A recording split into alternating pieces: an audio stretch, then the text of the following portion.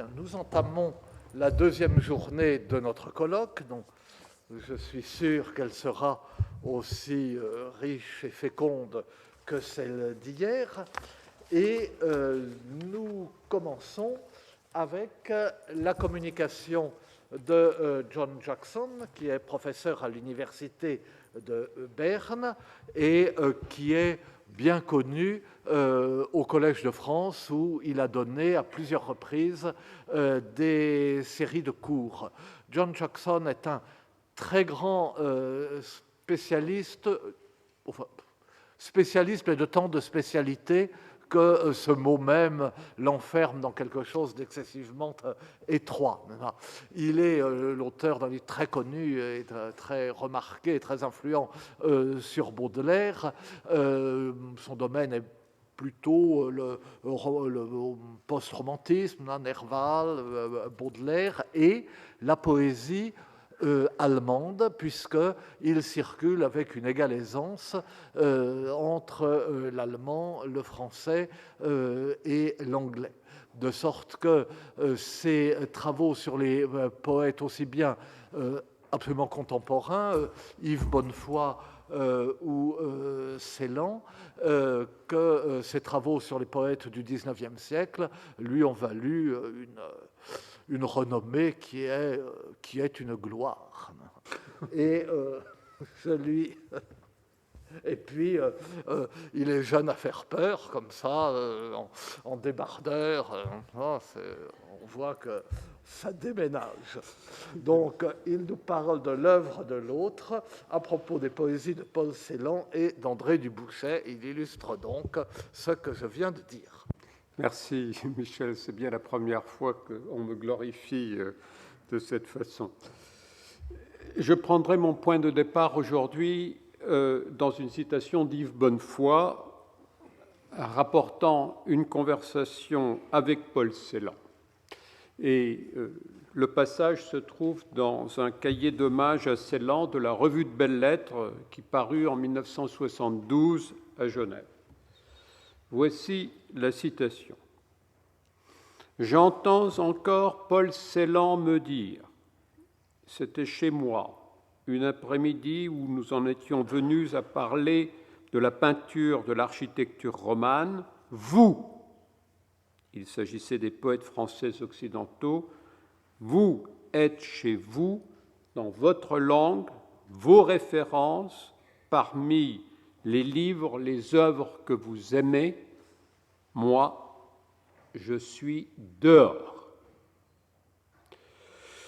Ma raison pour partir de ce passage est que mon propos est en rapport direct avec cette notion du dehors, ou du fait d'être dehors.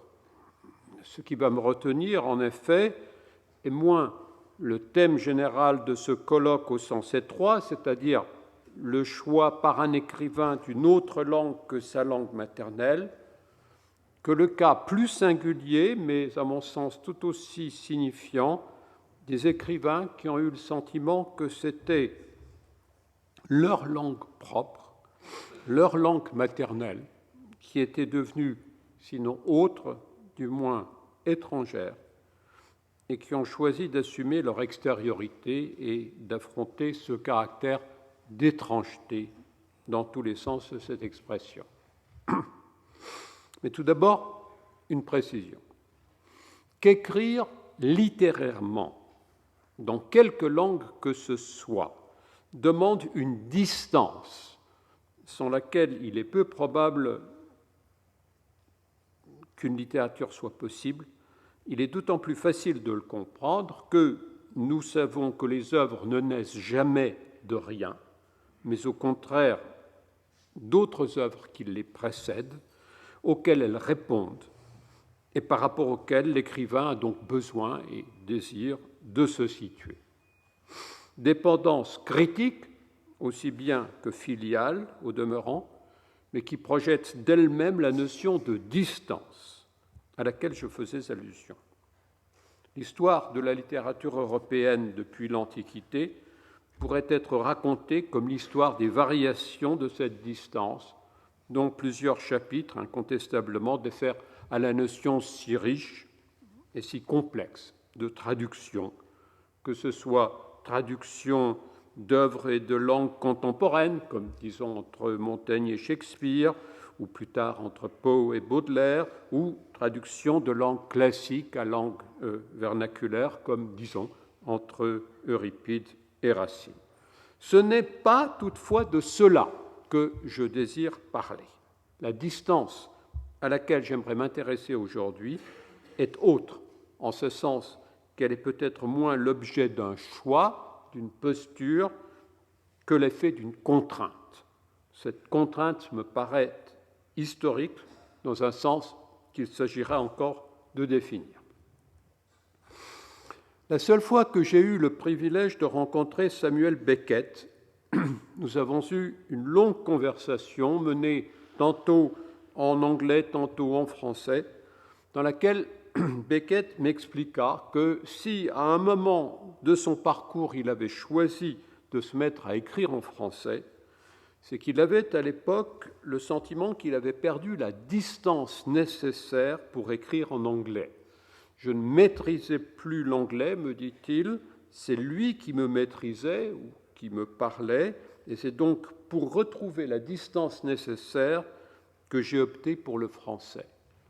Quelques années plus tard, à l'occasion d'un voyage en Angleterre, j'ai compris que mon anglais n'était plus celui qui était parlé dans le pays, et j'ai pu recommencer à écrire dans cette langue. Depuis, les textes me viennent tantôt dans une langue, tantôt dans l'autre. C'est très mystérieux.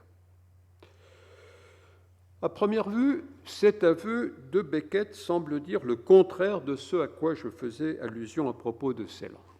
Ce n'est pas l'étrangeté, c'est au contraire la trop grande proximité de la langue qui mène à une suspension, puis à une réorientation de l'écriture.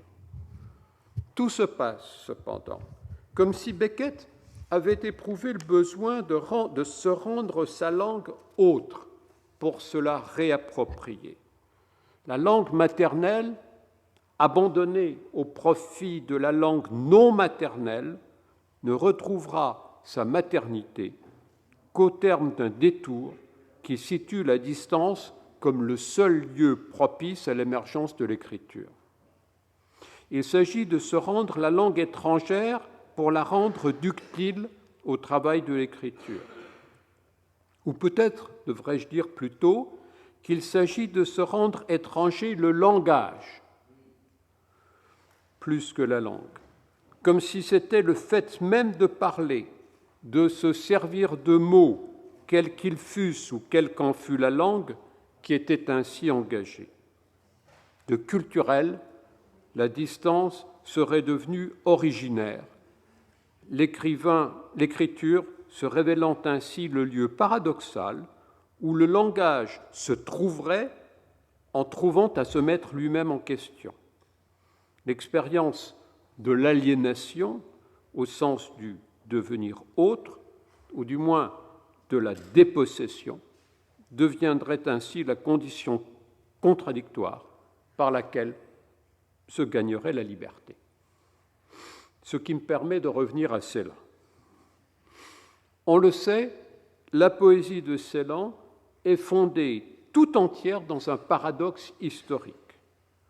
Ce paradoxe, c'est que l'allemand, qui fut sa langue maternelle, au sens littéral et en l'occurrence très étroit d'un lien privilégié avec sa mère, aussi bien qu'au sens plus large d'une langue de culture, devint, par le fait du nazisme, la langue par laquelle ce maternel fut détruit.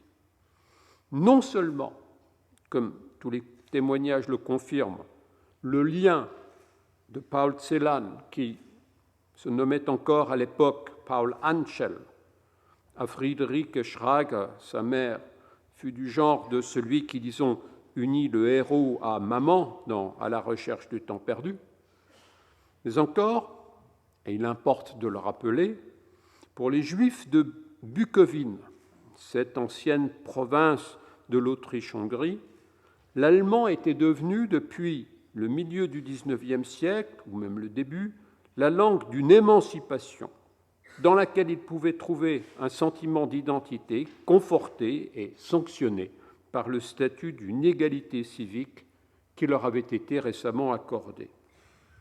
En imposant l'allemand, le Hochdeutsch, comme langue familiale, et cela au détriment du yiddish, voire de l'hébreu, Friederike assimilait son désir de reconnaissance sociale au choix d'une langue vers laquelle la portait par ailleurs un goût pour la littérature et en particulier pour la poésie qu'elle s'empressa de transmettre à son fils.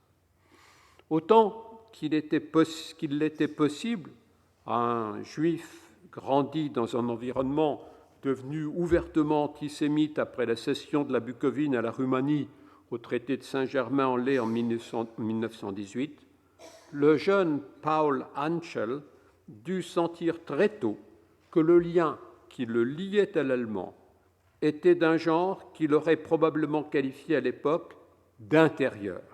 Dans le Tchernovitch du début des années 30, il n'était pas dehors, il était dedans. C'est ce dedans, c'est cette intériorité que le nazisme va détruire, et cela par au moins un double mouvement. Le premier, qui devient sensible dès 1933, est un mouvement de dénaturation ou de détournement sémantique, accompagné par une politique d'euphémisation purement mensongère. Autrement dit, c'est un mouvement intérieur à la langue.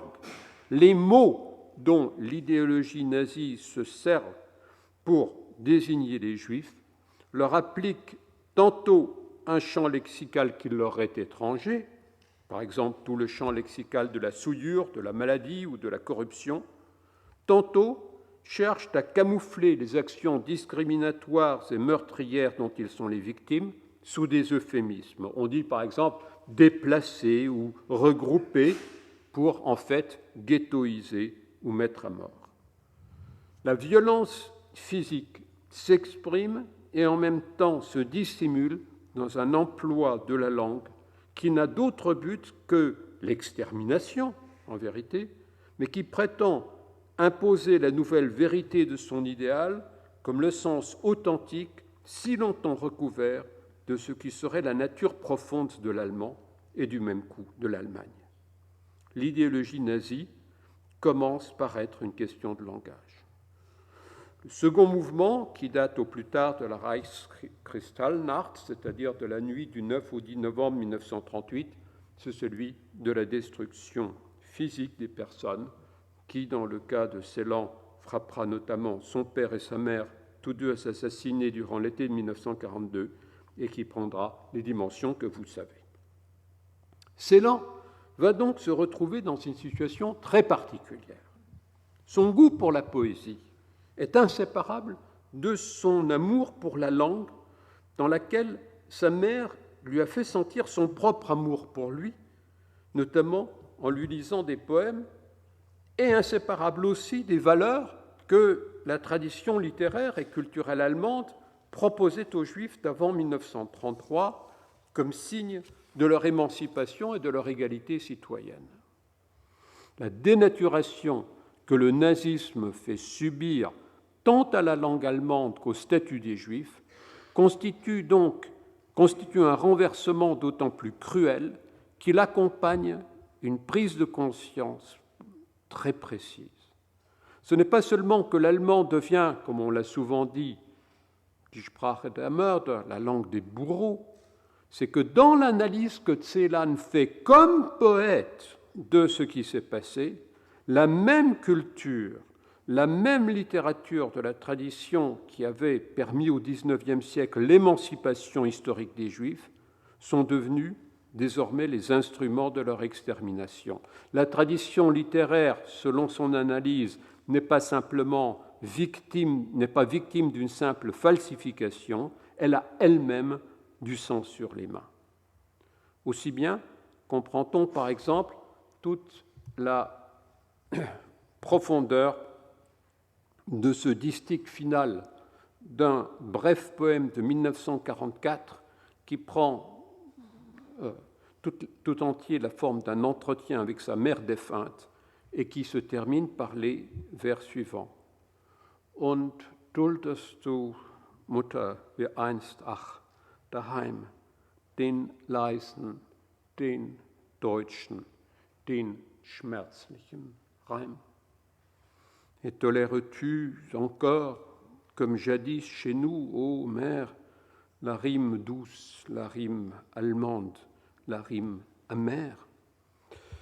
Les mots de l'allemand disent beaucoup mieux que ma traduction la douleur de celui qui se trouve forcé à poser cette question. Non seulement ils font entendre à travers cet ach si expressif, intercalé entre le wie einst, le comme jadis, et le daheim, le chez nous, la perte de ce temps et de ce lieu, mais ils permettent encore de saisir que la réponse implicite à la question est une réponse négative. La mère n'est pas seulement invitée à se prononcer sur la question, elle est invitée à lui répondre par la négative. Non, je ne puis plus tolérer, comme jadis chez nous, la rime douce, la rime allemande, la rime douloureuse. C'est Celan, bien sûr, qui parle en questionnant sa mère. C'est donc lui aussi bien qui s'exprime sur l'impossibilité de tolérer encore cette rime. Rime, le mot, est ici le chiffre de la tradition lyrique. L'ironie est que le distique qui pose la question est lui-même rimé. On saisit, sur ce bref exemple, la position contradictoire qui est celle du poète. Il est à la fois dedans, puisqu'il parle en langage rimé, et dehors, puisqu'il ne parle que pour dénoncer l'illégitimité de ce langage, ou, pour reprendre ces mots, de cette rime allemande. Barbara Wiedemann, à qui on doit une édition commentée de toute la poésie de Celan, note que ce vers présente le seul emploi de l'adjectif Deutsch, autrement dit allemande, de toute l'œuvre publiée. Il y aura Deutschland dans la Todesfuge, der Tod ist ein Meister aus Deutschland, mais il n'y a pas d'autre Deutsch. La force d'impact d'un tel emploi sur le plan d'un retour réflexif du texte sur lui-même n'en est que relevé d'autant. J'ai tenté, voici 2 ans, dans une série de 4 conférences prononcées ici même, Michel V y a fait allusion tout à l'heure, de montrer comment cette position d'extériorité avait mené Celan à développer la notion de Gegenwort, de contre-parole, et comment cette contre-parole non seulement organisait sa réflexion, mais définissait aussi l'horizon de sa poésie. La poétique de la contre-parole est la poétique de celui qui, se retrouvant dehors, se réapproprie, ou du moins cherche à se réapproprier la langue qu'il a pourtant exilée, en retournant la violence subie en violence poétique agie. Dans les termes d'un poème de jeunesse, peut-être écrit pour son ami Ingeborg Bachmann, c'est ici le pendu qui étrangle la corde. Im Quell deiner Augen erwürgt der Gehängte den Strang. Simultanément, cette poétique s'assortit d'un mode de dire nouveau, dans lequel règne l'indécidable d'une négation chevillée de manière inséparable à l'affirmation qu'elle accompagne. Sprich, doch scheide das Nein nicht vom Ja. Parle, mais ne sépare pas le non du oui. Sprich auch du, que je viens de citer, appartient au second recueil, De seuil en seuil, von Schwelle zu Schwelle, paru en 1955.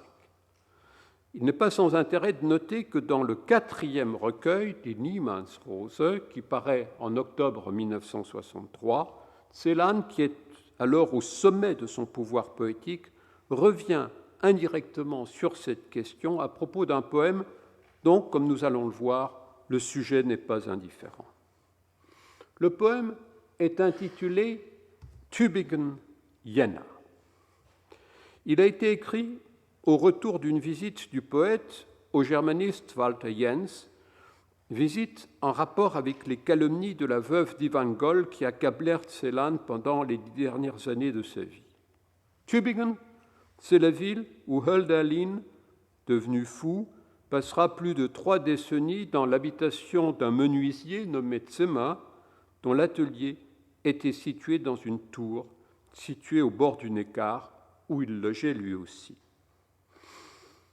Le deuxième mot du titre, Jänner, est la forme autrichienne du mot Januar, janvier. Le titre se comprend donc comme Tübingen, janvier. Mais dire Jänner plutôt que Januar, c'est aussi se référer, comme le prouvera le Méridien, à la nouvelle de Georg Büchner, Lenz, où il est question d'un 20. Jänner, d'un 20 janvier, et, par association aussi tragique qu'ironique, à la date de la Wannsee-Konferenz, la réunion du Wannsee près de Berlin, du 20 janvier 1942, réunion dans laquelle les autorités nazies mirent probablement au point l'organisation de ce qu'ils nommaient die Endlösung, la solution finale. Ce n'est pas sur cet aspect, toutefois, que j'aimerais me concentrer, mais plutôt sur la référence à Hölderlin. Le poète de 1800 est présent dans le poème à la fois par son nom, il est question des schwimmende Hölderlin-Türme, des tours nageantes, des nageantes tours de Hölderlin, le pluriel se justifiant sans doute par le fait que le bâtiment, la tour, se reflète plusieurs fois dans les vagues de l'eau du fleuve qu'il borde, d'une part donc par la mention de son nom et d'autre part par une citation empruntée à son grand hymne der Rhein, le Rhin. De manière plus oblique, la présence de Hölderlin est justifiée par le fait qu'à l'époque, et par le biais de la méditation que lui a consacrée Martin Heidegger, Hölderlin est devenu l'emblème et du poète et de la poésie elle-même, que le philosophe de Sein und Zeit ressaisit d'une manière typique en cherchant à reconnaître en eux le mouvement par lequel le langage prend conscience de sa véritable nature. Chez Celan, cette vision heideggerienne, réflexive et intemporelle cède la place à la vision que voici, je ne cite que la fin du poème. Käme ein Mensch zur Welt heute mit dem Lichtbart der Patriarchen, dürfte, sprich von dieser Zeit, dürfte nur lallen und lallen, immer zu. Palaksch. Que vienne un homme au monde aujourd'hui avec la barbe de lumière des patriarches. Il ne pourrait, parla-t-il de ce temps, il ne pourrait que bégayer toujours, jour et encore. Palaksch. Le poème évoque la naissance, ou du moins la venue au monde d'un homme, Mensch, d'un être humain, comme si une telle venue était réduite au statut d'une hypothèse improbable. La citation du poème der Rhein à laquelle je fais allusion évoquait pour sa part l'énigme d'un surgissement pur, ein Rätsel ist rein entsprungenes. Énigme, ce qui naît d'un jaillissement pur. Cet homme porte, ou plutôt porterait, s'il venait, la barbe de lumière des patriarches, image que j'interprète pour ma part comme la condensation de la figure du prophète et de la figure de Hölderlin. Ce qui est évoqué, si je comprends bien, c'est donc la figure d'un poète. Ce poète, le poème le suppose parlant de dieser Zeit, de ce temps, de notre époque, 3 vers plus haut, il a déjà été question de heute, aujourd'hui. Et qu'en dirait-il de cette époque? Rien d'explicite. Il ne pourrait, répond le poème, que bégayer ou balbutier, ce que le texte marque à la fois par le redoublement du verbe lallen et par la fragmentation grotesque de l'adverbe immerzu, qui veut dire toujours encore. Normalement, on devrait avoir dürfte nur lallen und lallen immerzu, immerzu. En décomposant et recomposant l'adverbe comme il le fait, Celan lui prête le bégaiement même qu'il est censé marquer. Mais ce n'est pas tout. Le poème se termine par une parenthèse dans laquelle se trouve répété le mot palach. Palach est un néologisme. C'est un mot inventé par Hölderlin, dans la bouche duquel, pendant ces années dites de folie, il signifiait, selon le témoignage d'un de ses contemporains, tantôt oui, tantôt non. Le poète bégayant d'aujourd'hui, le Hölderlin contemporain, si l'on veut, est voué à la même simultanéité du oui et du non que disait Sprich auch du. Sauf que cette simultanéité est à comprendre non pas comme une position inhérente à l'essence du verbe poétique, mais comme le résultat d'une histoire, l'histoire qui a forcé le juif Celan à se trouver dehors. J'ai tenu à évoquer Tübingen-Jena dans ma réflexion d'aujourd'hui parce que ce poème me permet d'assurer le lien avec le troisième écrivain moderne dont je voudrais parler ici, qui est André du Bouchet. André du Bouchet, vous le savez sans doute, a été, à la fin des années 1960, le poète français qui a fait le plus pour assurer à la poésie de Celan la place qui lui revient. Ses efforts ont pris notamment la forme d'une série de traductions. Je rappelle que le premier cahier de l'admirable revue L'éphémère s'ouvrait sur la version du Bouchetienne du Méridien, le discours que Celan prononça à l'occasion de la réception du prix Georg Büchner, et dans lequel il définit sa poétique du Gegenwort, de la contre-parole. 1 an après la mort de Celan, parut au Mercure de France le premier choix fourni de traduction de ses poèmes, de la plume d'André du Bouchet, de Jean Dève, ainsi que de Jean-Pierre Burgard. Celan, qui était très touché par la sollicitude de Dubouchet à son endroit, l'avait en quelque sorte remercié d'avance en faisant paraître en 1968, sous le titre Vakante Glut, sa version allemande de Dans la chaleur vacante. Mais il y a aussi entre eux des liens d'une autre nature auxquels il se trouve que les hasards de l'existence m'ont permis d'assister et que j'aimerais brièvement évoquer. Le 21 mars 1970, à Stuttgart, soit à peu près 1 mois, jour pour jour, avant le suicide du poète, Paul Celan et André du Bouchet étaient les invités de la Hölderlin Gesellschaft, la société Hölderlin, réunie dans cette ville à l'occasion de la commémoration du bicentenaire de sa naissance. Du Bouchet, il lut un texte intitulé Hölderlin aujourd'hui, que les auditeurs non francophones de la salle pouvaient suivre grâce à la belle traduction qu'en avait faite Renate Böschenstein. Celan lui succéda sur l'estrade pour une lecture de poèmes de son recueil Lichtzwang, Contraintes de lumière, qui était encore inédit à l'époque.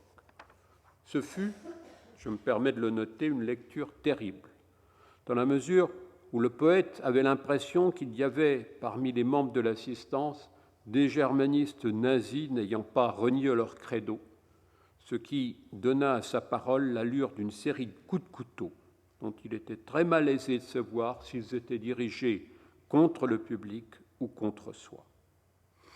Celan était très préoccupé par cette question. Je puis en témoigner de façon directe car, m'étant trouvé en son compagnie et celle d'André du Bouchet au petit déjeuner ce matin-là, je pus l'entendre commenter de manière directe une page du supplément littéraire d'un journal allemand, je ne sais plus si c'était la Frankfurter Allgemeine Zeitung ou la Süddeutsche Zeitung, dans laquelle étaient rapportés des propos de germanistes vivants, dont il savait, lui, Celan, à la différence peut-être de la rédaction, qu'il s'était compromis pendant les années noires. Et c'est avec beaucoup de peine qu'il m'avait marqué au moment où André Dubouchet venait de nous quitter, après qu'il eut tenté en vain de le faire réagir à ses remarques. N'est-ce pas? André ne s'intéresse pas à ces choses. Ces choses, c'était l'histoire, laquelle, pour lui, s'était arrêtée une fois pour toutes durant l'été 1942 et qui allait s'arrêter de manière plus définitive encore 30 jours plus tard. Or, que disait le texte de Hölderlin aujourd'hui, que l'on peut retrouver dans le volume intitulé « L'incohérence », publié en 1979 chez Hachette? Il disait que le rapport du poète à sa langue est en partie, du moins, le rapport d'un étranger. Dubouchet commence par une exorde dans laquelle il ne craint pas d'avouer une connaissance partielle seulement de l'allemand. Je connais mal la langue de Hölderlin. Une méconnaissance qu'il me faut assumer devant vous n'a pas paru de nature à entraver le mouvement de poèmes comme indépendant, parfois, de la langue dans laquelle ils se sont inscrits. À ne m'être pas arrêté, traduisant Hölderlin à un obstacle de langue, cela au prix de contresens nombreux, je dois d'être ici. Mais la parole qu'ici je me vois prononçant en français, je ne peux pas non plus me confondre à elle aujourd'hui, elle m'est pour une part étrangère, je le constate, dans la mesure où elle se trouve ici retranchée de vous par instant. L'affirmation est claire, elle est aussi légitime. En dépit de sa connaissance imparfaite de l'allemand, les traductions que Dubouchet a proposées des hymnes et des fragments hymniques de Hölderlin, c'est-à-dire des poèmes de l'époque situés autour de 1800, sont sans contestation possible, me semble-t-il, les versions françaises dont l'audace se rapproche le plus de l'original. À l'instar de son modèle, Dubouchet se risque à des audaces syntaxiques. Celles de Hölderlin sont imitées de Pindare, celles de Dubouchet plutôt de Mallarmé. Audace dont la fonction première est de rendre le langage à ce qu'on pourrait nommer, par goût du paradoxe, une sorte d'étrangeté naturelle. Mais il y a aussi davantage. Ayant posé ce qu'il nomme sa méconnaissance de l'allemand, Dubouchet poursuit en précisant l'impossibilité où il se trouve comme sujet parlant, cette fois, qui plus est parlant en public, de se confondre avec sa propre parole. Mais la parole qu'ici je me vois prononçant en français, je ne peux pas non plus me confondre à elle aujourd'hui, elle m'est pour une part étrangère, je le constate, dans la mesure où elle se trouve ici retranchée de vous par instant. Le français proféré serait, pour une part, à l'image de l'allemand, objet de la méconnaissance, et donc étranger. Comment comprendre une telle affirmation? Les deux paragraphes qui suivent donnent, me semble-t-il, des éléments de réponse. Sur une cassure inhérente au fait de parler, et que chacun de nous peut mesurer dans sa propre langue. La langue, dois-je aussi ajouter aussitôt, que le hasard seul aura désigné comme étant la sienne. Sur une cassure alors, si, comme aujourd'hui, il nous arrive d'éprouver que seul un hasard fait de chacun l'homme de telle langue plutôt que d'une autre, sur une cassure, il nous est donné d'entrevoir parfois, au plus près, quelque chose que toute parole que l'on saisit, à commencer par celle de la langue tenue pour acquise, s'emploie à oblitérer en partie. À l'écart soudain de la signification, au travers de celles qui sont dévolues ou auxquelles d'autorité on me renvoie, j'entends une parole, libre par instant, pour peu que j'écoute de celle que je comprends.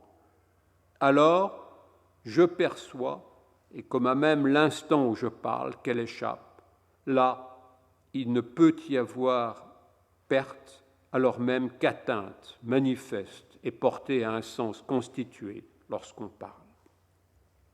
La pensée s'organise selon des couples de contraires. D'un côté, le hasard, qui seul se trouve à l'origine du choix de la langue poétique, c'est-à-dire de toute et de n'importe laquelle. De l'autre, ce que Dubouchet nomme une cassure inhérente au fait de parler. De quelle nature est cette cassure? Le texte ne le précise pas. Je hasarderais que cette cassure est due à l'écart qui existe nécessairement entre ce qu'on dit et ce qu'on croit dire ou que l'on veut dire, et qui du coup laisse parfois entrevoir, voici le second couple de contraires, la différence entre ce que l'on entend et ce que l'on comprend. La compréhension est ainsi déjouée, même si c'est de façon involontaire, pour permettre le surgissement d'une écoute qui a pour caractéristique d'être aussi fugitive qu'illuminante. Hölderlin aujourd'hui continue ainsi. Et je parle, ici nous parlons, dussions-nous dans l'épaisseur de l'une ou l'autre de ces langues dont nous ne songeons pas à nous retrancher, souffrir de la distorsion qu'une distance à laquelle nous nous trouvons tenus inflige à notre parler quotidien. Et cette parole que l'on entend se révéler comme ici étrangère, tout à fait, proférée bruyamment, trop haut, toujours, ou trop bas, vacarme, rumeur, et entourée d'un silence, parole d'étranger, oui, de qui, arrivé du dehors, parle mal, ou plutôt n'use pas, comme prescrit de la langue qui devrait être la sienne, de la vraie langue. Non seulement parler en poésie fait surgir l'étranger, mais la parole même du poète est qualifiée de parole d'étranger. Comme le prouve le contexte, je n'ai pas le temps de vous le montrer, mais vous pouvez me croire, cette parole d'étranger recouvre ici une double allusion. La première est au passage de l'Agamemnon, la tragédie d'Échille, où Clytemnestre dit qu'elle veut bien s'adresser à Cassandre si le langage de celle-ci n'est pas comme celui de l'hirondelle, Relidenos diken. La seconde a un vers de l'hymne Die Wanderung de Hölderlin, où il est dit que les poètes sont libres comme les hirondelles, frei wie die Schwalben. La parole d'étranger, qui est donc la parole du poète, est donc à l'exemple de la parole de Cassandre. À l'écart de la signification, elle aussi, elle fait entendre une parole libérée des entraves de la convention usuelle et qui permet le surgissement prophétique de la vérité. Toutes les paroles de la fille de Priam se réaliseront à la lettre. L'étranger ou l'étrangère se révèle le plus intime, le plus clairvoyant. Ce que Dubouchet cherche à circonscrire ici, c'est aussi une intuition qui aide à comprendre pourquoi il s'est senti si proche de Paul Celan. En effet, cette parole d'étranger, cette parole de qui, arrivé du dehors, je souligne, parle mal, ou plutôt n'use pas comme prescrit de la langue qui devrait être la sienne, elle fait singulièrement penser à la manière dont, dans le Méridien, Celan définit le lien au langage de celle dont il fait la figure emblématique de la poésie, celle dont il dit ceci, mais il y a toujours, lorsqu'il est question d'art, quelqu'un qui est présent et qui n'écoute pas bien, plus exactement, quelqu'un qui entend et qui prête l'oreille et regarde et qui ensuite ne sait pas de quoi il a été question, quelqu'un toutefois qui entend celui qui parle, qui le voit parler, qui a perçu sa parole et sa figure, et aussi, qui pourrait en douter à propos de cette œuvre, son souffle, c'est-à-dire une direction et un destin. Quelqu'un qui, ajouterons-nous, profère ce que le poète nomme la contre-parole. Tentons parvenus à ce point de dresser un bilan. La distance qu'aussi bien Celan que Dubouchet semble reconnaître inhérente à l'écriture poétique est la distance de celui qui se reconnaît en partie du moins dehors quand il pense son rapport au langage. La différence essentielle entre les deux poètes serait que dans le cas du premier, cette distance ou cette situation d'extranéité serait un effet nécessaire de l'histoire, tandis que dans le cas du second, elle se comprendrait comme une structure inhérente à l'acte de parler, ou du moins de parler en poésie. La poésie de Celan, c'est indéniable, ne peut se penser que dans son historicité propre et dans l'inscription explicite ou symbolique de cette historicité dans le langage. La poésie d'André Dubouchet traduirait plutôt cette historicité en termes de réflexion poétologique, ainsi que sur le plan de la désarticulation syntaxique qu'elle donne à voir. Une vection proprement politique ou historique s'opposerait à une vection structurale, voire essentialiste. Je ne veux pas diminuer ces différences, car elles sont indéniables, et j'en ai été le témoin direct. Si Celan regrettait que son ami, celui qu'il tenait sans doute pour son frère poétique le plus proche en France, accorde si peu d'importance aux formes les plus manifestes de l'actualité poétique, André Dubouchet, de son côté, refusait de la manière la plus catégorique de céder à une lecture qui verrait des allusions politiques ou historiques manifestes dans les textes de Celan. Une anecdote vous amusera peut-être à ce sujet. Durant ces mêmes années, 1967-1970, je traduisais Celan, moi aussi, et je lui avais montré mes versions. Après sa mort, j'avais envoyé à André Dubouchet une version française de Gespräch im Gebirge, Entretien dans la montagne. Cette petite fiction en prose parle de la rencontre imaginaire entre deux juifs qui viennent l'un à l'autre dans cette montagne pour soulager un irrépressible besoin de parler. Et vers la fin du texte, il est question d'une étoile, Stern, qui se tient au-dessus de la montagne. Puis, un peu plus loin, du fait que les deux juifs se sont rencontrés sous l'étoile. Ayant reçu donc ma version et l'ayant jugée sans doute à bon droit insuffisante, André, sans m'avertir de rien, la modifia et la publia quelques mois plus tard sous notre signature commune dans un autre cahier de l'éphémère. Si flatté que je puisse être de me voir ainsi associé à un poète aussi considérable et que j'admirais tant, grande fut ma surprise, en lisant la version remaniée, de voir que les Juifs se tenaient à présent sous un astre et non plus une étoile. J'eus beau faire valoir qu'il était tout de même peu probable que le lecteur pût faire le lien avec un astre juif, mon co-traducteur ne voulut pas en démordre, arguant qu'il y avait bien assez d'autres allusions dans le texte pour que tout soit clair. Ce n'est que 20 ans plus tard, lors d'une réédition en tirage isolé de cet entretien, qu'il consentit que le Stern de l'original redevienne l'étoile qu'elle est bien en vérité, et sous le signe de laquelle les Juifs vécurent assez tragiquement pour qu'on ne songe pas à l'euphémiser. Loin de moi l'idée de vouloir polémiquer de manière posthume avec un ami pour lequel mon affection et mon admiration restent entières. Je tenais simplement à pointer des différences qui sont bien réelles.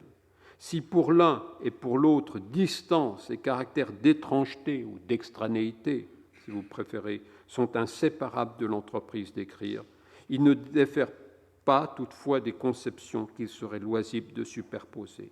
La finalité du poème célanien est de se réapproprier un allemand contre l'allemand et de reconstituer une identité juive inséparable de cette langue. Celle du poème dubouchetien est de libérer le surgissement d'un fragment de réalité dont le caractère absolu est d'ordre ontologique et non pas historique. Sans doute peut-on, sans doute faut-il tout de même nuancer ces propositions. Quelle que soit l'emprise de l'histoire sur son œuvre, elle n'empêche pas Celan de mettre en évidence une matière, très souvent minérale, dont la nature ontologique ne saurait être entièrement ignorée. Et bon, alors Michel me demande d'accélérer. Alors,